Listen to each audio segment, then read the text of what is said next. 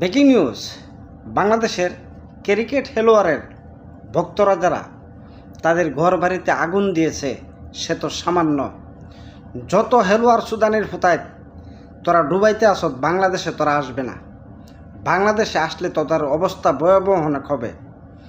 আর এই সুদানের ফুতাইতে দিয়া মাটি কাটানো হোক, তারা সেই যোগ্য, তারা দেশের সম্মান নিয়ে কোনো সময় তারা ভাবে না।